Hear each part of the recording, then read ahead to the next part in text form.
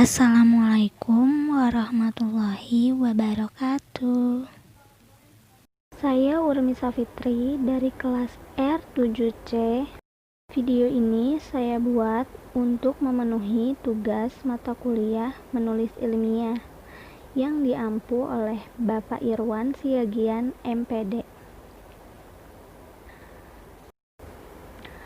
Pada video ini saya ingin menyampaikan materi mengenai tips dan trik menulis efektif jurnal ilmiah. Dari beberapa situs web yang telah saya baca, saya telah menyimpulkan ada beberapa tips dan trik menulis jurnal ilmiah secara efektif. Yang pertama, ada judul. Ketika kita membaca sebuah bacaan, tentunya kita akan melihat judulnya terlebih dahulu. Maka dari itu, dalam memilih sebuah judul tidak bisa sembarangan. Inti dari sebuah bacaan bisa langsung kita ketahui hanya dari sebuah judul. Maka dari itu, untuk mempermudah para pembaca, judul jurnal yang dipilih haruslah jelas.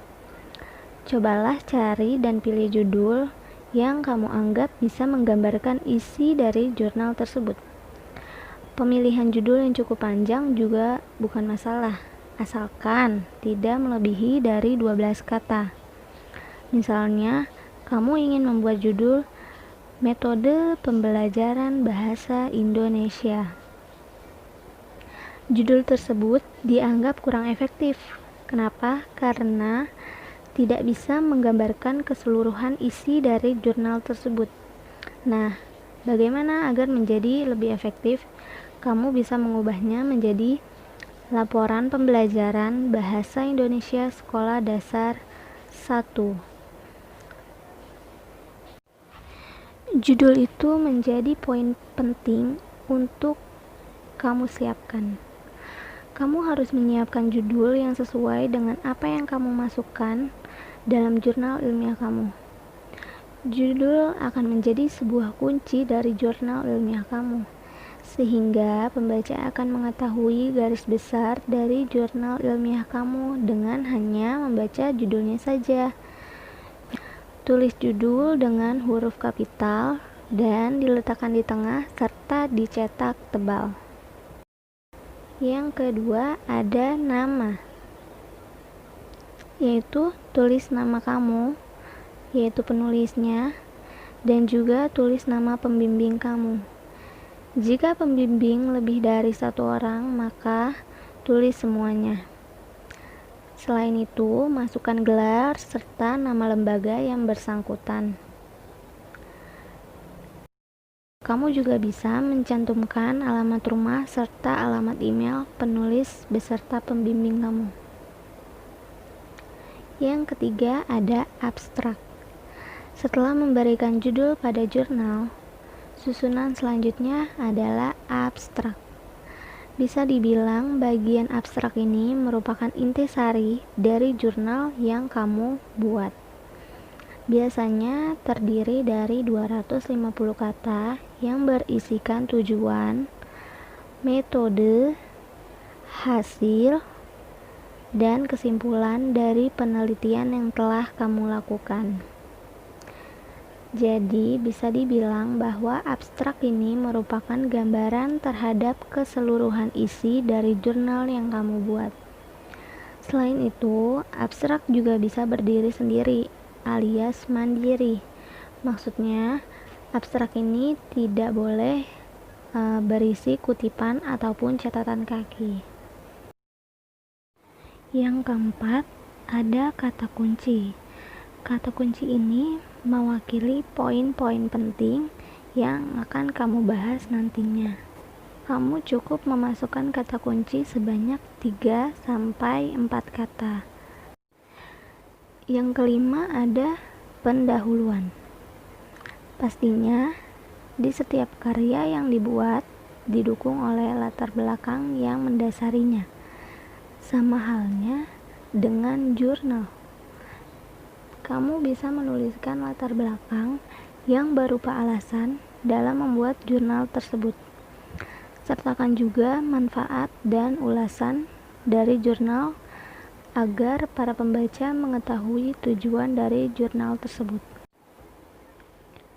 Meskipun kamu telah menyertakan tujuan jurnal pada bagian pendahuluan, kamu tidak perlu membahasnya menjadi cakupan yang terlalu luas.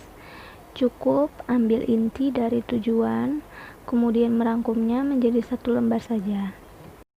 Biasanya, penulisan pendahuluan diketik dengan spasi 2, kurang lebih 4-6 halaman. Yang keenam, ada metode penelitian. Bagian ini menjelaskan ketika percobaan telah dilakukan. Biasanya, kamu harus menjelaskan bagaimana percobaan itu dilakukan. Misalnya, bisa dicantumkan metode penelitian yang kamu gunakan, peralatan yang kamu gunakan, dan metode pengumpulan datanya. Kalau penelitian dilakukan di alam, maka kamu bisa menuliskan lokasi dan juga menjelaskan pekerjaan apa yang kamu lakukan. Perlu diingat bahwa dalam bagian metode penelitian harus dipaparkan secara rinci dan jelas, sehingga pembaca memiliki pengetahuan dan teknik dasar agar dapat dipublikasikan. Penulisan metode diketik dengan spasi 2, kurang lebih 1 halaman. Yang ketujuh, ada hasil. Jadi kamu harus menuliskan informasi yang singkat dari hasil penelitian. Hasil yang dipaparkan bisa dalam bentuk teks, tabel, diagram, ataupun gambar-gambar yang relevan. Bukan merupakan pendapat dari seseorang. Yang kedelapan, ada pembahasan. Di bagian pembahasan, kamu harus menjelaskan data yang disajikan pada bagian hasil dalam bentuk kalimat deskripsi. Dalam melakukan pembahasan di dalam jurnal, penting yang harus diingat untuk membandingkan acuan teori atau model yang digunakan.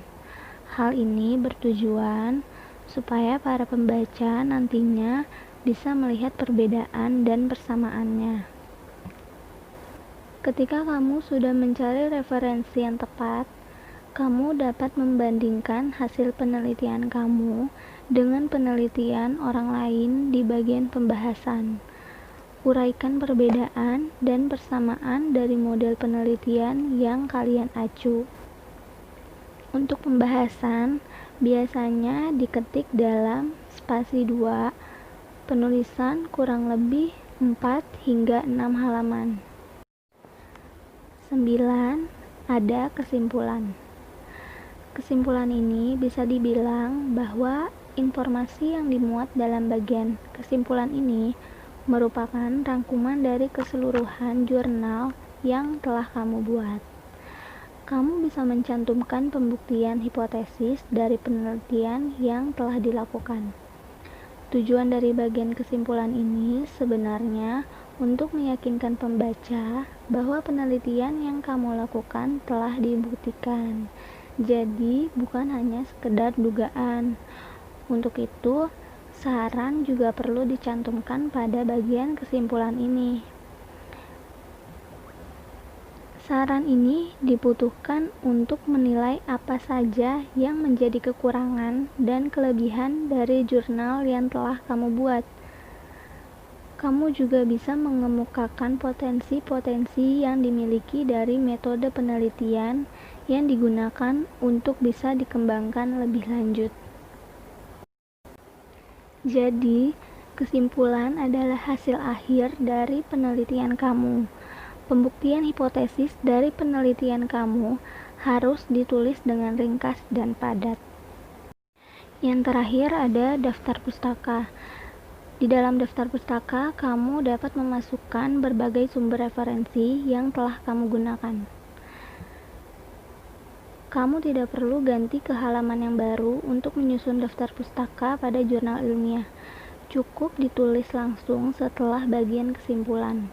Berbeda halnya kalau kamu menyusun daftar pustaka pada makalah atau penelitian yang harus ditulis dengan berganti pada halaman yang baru. Untuk format penulisan daftar pustaka, kamu bisa menuliskan dengan urutan seperti ini. Yang pertama ada nama pengarang. Nama pengarangnya ini harus dibalik. Yang kedua itu tahun terbit. Yang ketiga judul buku. Yang keempat kota terbit. Yang kelima tahun terbit. Dan biasanya daftar pustaka dicetak dengan huruf tebal, huruf tegak, dan harus kapital semua. Demikian yang dapat saya sampaikan. Kurang lebihnya mohon maaf. Wassalamualaikum warahmatullahi wabarakatuh. Terima kasih.